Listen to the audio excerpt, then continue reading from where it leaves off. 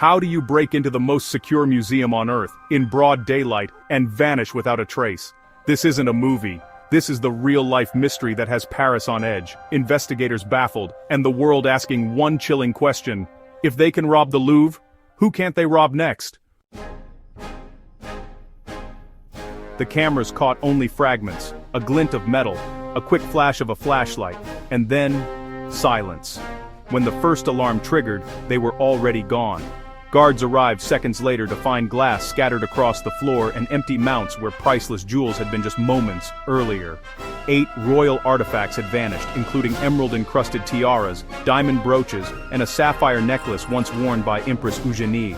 But curiously, the most valuable piece of all, the Regent diamond, worth over $60 million, remained untouched. Investigators say that decision said everything. Whoever planned this heist wasn't after glory, they were after money. The Regent is world famous, too famous. Try selling it, and you're caught. But smaller, less documented jewels, you can dismantle them, melt the gold, reset the gems, and move millions across borders without leaving a trace. This wasn't a smash and grab, it was an operation. By noon, Paris police had locked down the area, roads closed, helicopters circling, customs notified across the EU. But the thieves, they'd vanished. Surveillance revealed their escape route, 2 scooters hidden near the Pont du Carrousel bridge. Minutes after the heist, they zipped down the riverbank, disappeared into traffic, and were never seen again. No one could figure out how they knew so much. The security timing, the guard rotations, the camera blind spots. It was almost as if they'd rehearsed inside the museum itself. Then investigators found their first clue. Just weeks before the heist, the Louvre had undergone a lighting system upgrade.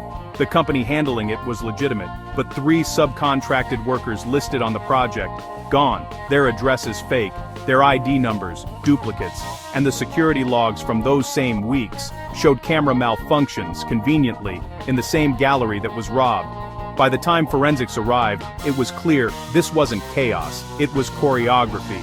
Traces of industrial lubricant were found on the window hinges, a special formula used by professional glass cutters. No broken doors, no panic. They'd studied every second of the museum's response time. They knew exactly how long they had before the rapid team reached them. 210 seconds. And in those 210 seconds, they erased centuries of royal history. The French Minister of Culture called it a wound to national pride. The Louvre closed for 48 hours, the first time since the Mona Lisa theft in 1911. Over 400 hours of security footage were reviewed. Then one frame changed everything. A man in a yellow vest, calm, collected, walking out of a staff exit 15 minutes before the alarm. His ID unreadable, his face obscured by a cap. He didn't look rushed, didn't look nervous. He simply walked away. Authorities believe he was the team's inside handler, the one controlling the timing, the locks, the system alerts. But here's the twist. The Louvre's system showed no breach. Whoever he was, he didn't hack the security. He used it. That means someone gave him clearance. By now, the jewels could be anywhere. Interpol issued global alerts, customs officials were placed on standby, and gem experts began scanning private auction networks. Then, something bizarre happened. On October 21, 2 days later, a tiara, identical to one stolen from the Louvre, appeared on a Dubai-based private auction catalog. The listing was vague. No provenance. Just one line. Emerald tiara, 19th century origin. Hours later, the page vanished. Louvre spawned at the same time. Cybersecurity analysts discovered that someone had uploaded the Louvre's internal blueprints onto a dark web forum weeks before the robbery. Password protected, encrypted, sold for cryptocurrency. The timing was perfect. The heist wasn't random. It was purchased, planned, and executed with chilling precision. Inside the museum, whispers began to spread. Some guards claimed they'd reported faulty alarms weeks prior. Others mentioned lights flickering during the supposed renovation, a sign perhaps that someone had been installing hidden hardware. Maintenance logs backed it up. The same hallway where the thieves entered had been listed for sensor recalibration multiple times that month. And then came the most unsettling discovery. 3 of the subcontractors from that lighting company, untraceable, their work contracts deleted, their bank accounts closed, their registration dissolved, the day after the robbery. It was as if they'd never existed. As French authorities scrambled for leads, the story turned global. News anchors called it the new Mona Lisa heist. Social media exploded with theories, from ex-military operatives to billionaire collectors using private vaults. Some even speculated it was a test, a proof of concept for larger attacks on cultural institutions. And maybe they're right. Because on October 22, an encrypted phone signal used near the Louvre that morning pinged again, this time traced to a private security firm in Paris. The firm had previously provided external surveillance to the museum. When police arrived, the building was empty. Computers wiped, cameras removed, even the company sign was gone. In less than a week, every digital trace connected to the heist had vanished. That's when the investigation shifted from robbery to infiltration.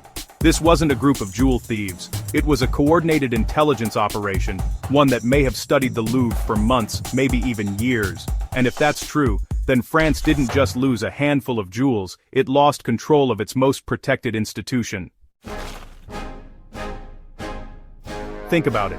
In 1911, when the Mona Lisa was stolen, it took 2 years for it to resurface. The culprit was a single museum worker who hid in a broom closet overnight. This time, in 2025, 4 men breached digital locks, bypassed sensors, and escaped one of the most watched locations on Earth in under 4 minutes. A century apart, yet the same haunting truth: the Louvre can still be robbed. And maybe the scariest part? They might have done it to prove they could. The museum has since reopened, but the Galerie d'Apollon remains sealed off, silent behind new reinforced glass. The security has doubled. The staff has changed. But the question still lingers. Are the thieves gone? Or are they still watching? Because here's what experts know: stolen art doesn't just disappear. It travels, it changes hands, it resurfaces when you least expect it. And somewhere out there, under a different name, those royal jewels are glittering again, in a private vault, on a black market runway, or maybe around the neck of someone who has no idea they're wearing history.